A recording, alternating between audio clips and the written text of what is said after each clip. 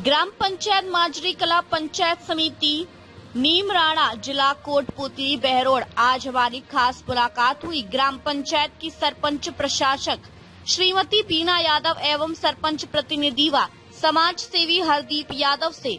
Interview के दौरान ग्राम पंचायत के विकास कार्यों और आमजन से जुड़े कई महत्वपूर्ण मुद्दों पर चर्चा की गई। मुख्य मुद्दे एवं विकास कार्य: ग्राम पंचायत में गंदे पानी की निकासी की समस्या का समाधान, सीवरेज लाइन के माध्यम से पानी निकासी व्यवस्था को मजबूत करना, गांव में साफ सफाई एवं स्वच्छता अभियान पर विशेष ध्यान, सड़क एवं नाली निर्माण कार्यों को प्राथमिकता, ग्रामीणों को मूलभूत सुविधाएं उपलब्ध करवाने का प्रयास, पंचायत क्षेत्र के विकास को कई दिशा देने की पहल। सरपंच प्रतिनिधि हरदीप यादव जी ने बताया कि पंचायत में विकास कार्य लगातार जारी हैं और आमजन की समस्याओं को प्राथमिकता से समाधान किया जा रहा है। देखिए राजस्थान पंचायती दुनिया पर यह खास रिपोर्ट और जुड़े रहिए गांव धाड़ी की हर छोटी बड़ी खबर के साथ। राजस्थान पंचायती दुनिया, गांव की आवाज जनता के साथ। नमस्कार, आप देख रहे हो राजस्थान पंचायती दुनिया और मैं आपके साथ में वीर सिंह। आज आपको एक ऐसे सरपंच प्रतिनिधि समाज सेवी से मिलाते हैं जो अपनी ग्राम पंचायत के लिए और अपने पंचायत समिति वासियों के लिए, तहसील वासियों के लिए परिचय के मोहताज नहीं है। पिछले काफी लंबे टाइम से ग्राम पंचायत के अंदर अपनी सेवाएं दे रहे हैं और मिशन 2026 आने वाले चुनाव के लिए जब हम गांव के अंदर एंटर होते हैं माजरी कला ग्राम पंचायत में, तो जनता का कहना है कि इस बार फिर हम दोबारा चुनावी मैदान के अंदर चेहरा श्रीमती बीना यादव और हरदीप यादव का चेहरा देखने के लिए चाहते हैं, क्योंकि इनका काम ही ऐसा रहा है ग्राम पंचायत के अंदर। जो इनके सपने थे ग्राम पंचायत के लिए सजाए हुए, वो इन्होंने पूरे किए। तो अपने आज आपको इनकी ही जुबानी सुनाते हैं और ग्राम पंचायत माजरी कला के अंदर पहुंचा हूं, जो पंचायत समिति नीमराणा और जिला कोटपुतली बहरोड के अंदर आता है। और आज मेरे साथ खास मुलाकात के अंदर खास मेहमान जुड़े हैं हरदीप जी यादव। पहले तो सर आपका बहुत बहुत स्वागत है। नमस्कार जी, स्वागत। सर, सबसे पहले तो जो हमारी आज जनता आपको देख रही है वो जानना चाहेगी हरदीप जी की राजनीति की शुरुआत कहाँ से हुई? सर, राजनीति का तो ये है, पहले जयपुर पढ़ाई करते थे, वहीं से यूनिवर्सिटी से भी अपने बड़े नेता हैं उनके टच में थे। उसके बाद गांव में आए। गांव में आने के बाद मैंने सोशल वर्क भी किया है, एक पार्टी के साथ भी काम किया। उसके बाद अभी फिलहाल 10 सालों से गांव में ही सोशल वर्क के हिसाब से काम कर रहे हैं जी। और 5-6 साल से गांव वासियों के द्वारा सरपंच बनाए गए हैं जी। तो पंचायत में काम करते हैं।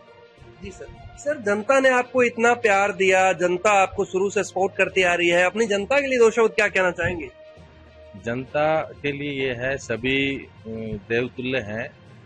जनता सही व्यक्ति के लिए ही आगे आके बोलती भी है, काम के लिए भी बोलती है। जो काम होगा, जो सही व्यक्ति है वो आके भी बोल देते हैं भाई आपने ये करना है और ये गांव के लिए, समाज के लिए, सबके हित का काम होगा, तो हम उस हिसाब से काम भी करते हैं और किया भी है। जनता, हमारे गांव की जो जनता है वो परफेक्ट अपने सोच से ही चलने वाली है, सोच के हिसाब से ही व्यक्ति को आगे लाए।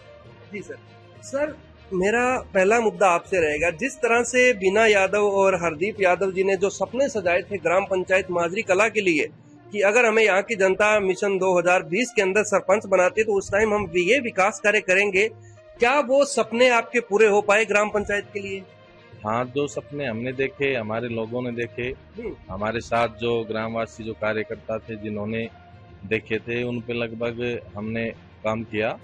कुछ वजह थी, कुछ टाइम कम मिला, कोरोना में चली गई थी हमारी लगभग 1.5 साल, तो उसमें बजट का भी इशू आया था, टाइम भी कम मिल पाया, लेकिन फिर भी हमने जो सोचा था उस पे लगभग हमने काम किया। 90% तो हमने काम किया जी।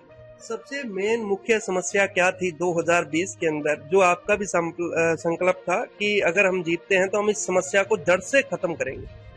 मेन समस्या थी गांव के अंदर नालियां जो थी उनमें मच्छर, बीमारियां ज्यादा थी, कीचड़ी, जहां देखो वहां कीचड़ था। तो हमने सभी लोगों ने, अपने लोगों ने विचार किया कि पूरे गांव को सीवर लाइन डाल दी जाए। तो हमने सारा गांव का मैप तैयार किया, पानी कहाँ जाए, कैसे व्यवस्था होगी। लगभग 90-95% हमने पूरे गांव को सीवर लाइन की, जिससे लगभग जो बीमारी मच्छरों से, गंदगी से पैदा होती थी, लगभग वो खत्म। जी, ये बड़ी अच्छी सोच है कि पिछले काफी लंबे टाइम से जो समस्याएं बनी हुई थी ग्राम पंचायत के अंदर सीवर लाइन के लिए, कि गंदे पानी की जो निकासी थी उसके लिए प्रॉपर व्यवस्था कर दी गई है। ग्राम पंचायत माजरी कला के लोग आज स्वस्थ भी है।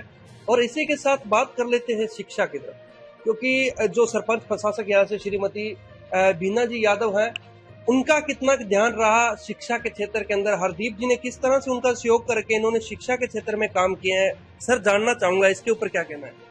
शिक्षा के लिए हमारे क्षेत्र तो पहले से भी और क्षेत्रों से एक्टिव था। पूरी तहसील हमारी शिक्षा में तो अव्वल है। लेकिन ग्राम पंचायत की बात करें तो हमारे क्षेत्र में 2-3 गवर्नमेंट स्कूल हैं, सीनियर सेकेंडरी भी हैं, मिडिल भी है और प्राइवेट स्कूल भी हैं। तो हमने टाइम पे सभी स्कूलों में जाके टीचरों से भी और शिक्षा व्यवस्था के जो अधिकारी हैं उनसे भी, बच्चों से भी, गार्जियनों से भी बातचीत करके और शिक्षा के लिए बहुत प्रेरित किया। बाकी हमारी जो गवर्नमेंट स्कूल हैं उनमें स्टाफ वगैरह वो ऑलरेडी ही शिक्षा के लिए आगे ही रहे जी, और रिजल्ट भी उन्होंने गवर्नमेंट स्कूलों ने हमें अच्छा ही दिया जी। एक सबसे अच्छी बात मैं आपको बताना चाहूंगा जो कि हरदीप जी समाज सेवी और सरपंच प्रतिनिधि ने मेरे को बताई थी ऑफ कैमरे के अंदर, कि ग्राम पंचायत के अंदर एक और सौगात देने वाले हैं और बहुत जल्दी इन्होंने राजनेताओं से बात करके उसके लिए भी प्रपोजल बना के भेजा है। वो इनकी ही जुबानी सुनाते हैं। शिक्षा के क्षेत्र के अंदर नीमराणा के अंदर एक काफी अच्छी बच्चों की बैठने के लिए, कंपटीशन तैयारी करने के लिए एक बहुत अच्छी व्यवस्था लेके आ रहे हैं, उसके ऊपर बात करेंगे। सर क्या कहना है इस पर? हाँ, उसके लिए हमने माननीय मंत्री भूपेंद्र जी को भी बोला था और हमारे माननीय डॉक्टर जसवंत यादव विधायक जी को भी, और हमारी पुस्तकालय लाइब्रेरी का जो है वो प्रपोजल तैयार है, जल्द ही ग्रामवासियों के लिए वो बना के उनको हम दी जी। ये बड़ी अच्छी चीज है जिस तरह से ग्राम पंचायत के अंदर बच्चों के लिए लाइब्रेरी की व्यवस्था की जाएगी। और बात करते हैं जैसे कि हरदीप जी भी एक युवा समाज सेवी है और युवाओं के लिए किस प्रकार के इनके काम रहे उसके ऊपर भी बात करते हैं। सर युवाओं के बारे में क्या कहना है? युवा तो चाहे ग्राम पंचायत हो या राज्य हो, देश हो, सभी जगह पे युवाओं का ही, अगर युवा शिक्षित हैं, सुरक्षित हैं, स्वस्थ हैं, तो युवा ही आगे देश को देखेंगे, चलाएंगे, चला भी रहे हैं। तो उनके लिए कंपटीशन तैयारी भी कर रहे हैं युवा। यहाँ पे पढ़ाई में भी हमारे RS में भी निकले हैं युवा, और टीचर्स में, निट्स में, डॉक्टरी में, इन सभी में हमारे आसपास के युवा अच्छा रिजल्ट दे रहे हैं। और उनके लिए हमसे जो हो रहा है हम वो पूरी कोशिश कर रहे हैं। तो खेल मैदान वगैरह हो पाया? हाँ, खेल मैदान की जरूरत थी, लेकिन हमारे पास जो जमीन है वो चारागाह भूमि है। अच्छा। इसलिए उस पे अभी कुछ कर नहीं पा रहे हैं। लेकिन गवर्नमेंट स्कूल में है ग्राउंड, सीनियर स्कूल, उसमें तो उसमें हमने साफ सफाई करवा के वहाँ पे बच्चे हमारे खेलते हैं। अगर आज इस इंटरव्यू को देख के अगर कोई भामाशाह ऐसा उभर के आए जो कहे कि खेल मैदान के लिए तो हम दान देने के लिए तैयार हैं, तो क्या पंचायत उसे एक्सेप्ट करेगी? हाँ बिल्कुल, उनका स्वागत है। हम तो उनका सम्मान भी करेंगे जी। पंचायत लेवल पे भी करेंगे, तहसील लेवल पे भी करवाएंगे। अगर ऐसे कोई भी हमारे गांव के हैं, उनका स्वागत है पंचायत जी। ये बड़ी अच्छी चीज है कि अगर कोई इस इंटरव्यू के माध्यम से कोई ऐसा भामाशाह उभर के सामने आता है जो अपने ग्राम पंचायत के युवा साथियों के लिए कहते हैं कि भारत देश जवान और किसान पे टिका है, जब जवान एक्टिव होगा भारत देश की सेवा करेगा, तो उनके लिए तो ऐसी व्यवस्थाएं होनी चाहिए हर ग्राम पंचायत में। अब बात करते हैं जो ऐसे काम जो रह गए हैं बीना यादव से और हरदीप यादव से, जो इनके सपने कुछ अधूरे रहे हैं, वो क्या क्या काम रहे हैं और इनकी इच्छा है कि अगर थोड़ा समय काश और मिलता तो वो भी करवा पाते। सर क्या क्या सपने ऐसे अधूरे रह गए? कुछ काम है जो समय की वजह से नहीं कर पाए और हम चाहते हैं वो काम हम करवा पाए। तो उसमें एक तो साफ सफाई का है, हालांकि साफ सफाई करवाई भी है, आगे भी करवाएंगे, लेकिन प्रॉपर तरीके से जो नगर पालिका, नगर निगम में जो बजट आता है, जो व्यवस्था होती है, वो हमारी पंचायतों में नहीं होती। तो हम चाहते हैं नगर पालिकाओं की तरह हमारी भी साफ सफाई का हो। और दूसरा, हमारे एक रोड पे स्ट्रीट लाइट वगैरह का काम बचा हुआ है, तो वो एक स्ट्रीट लाइट का है, उसका भी हम देखेंगे, चाहते हैं कि वो भी हो जाए। बाकी हमारे पास पानी के पीने की व्यवस्था भी सही है, रोड भी सही है, सिविल लाइन हमने करवाई थी। मेन तो हमारा बस एक ग्राउंड और लाइब्रेरी और ये स्ट्रीट लाइट वगैरह ये है, ये हम जल्दी ही करवाएंगे। एक चीज आपने देखी होगी कि जिस तरह से हरदीप जी का कहना है कि ये चीजें हमारी अधूरी रहेगी और इनके लिए भी हमारा प्रयास है कि जल्दी करवा पाएंगे। लेकिन गांव के लोगों का कहना है कि मिशन 2026 आने वाला चुनाव के अंदर भी हम हरदीप जी को चुनावी मैदान में उतारेंगे और अच्छे मतों से विजय बनाएंगे। हरदीप जी से जानना चाहूंगा, अगर हरदीप जी को यहाँ की जनता के द्वारा चुनावी मैदान में उतारा जाता है तो क्या हरदीप जी के जो बचे हुए मुद्दे हैं उनके ऊपर खरा उतर पाएंगे? हरदीप जी क्या कहेंगे?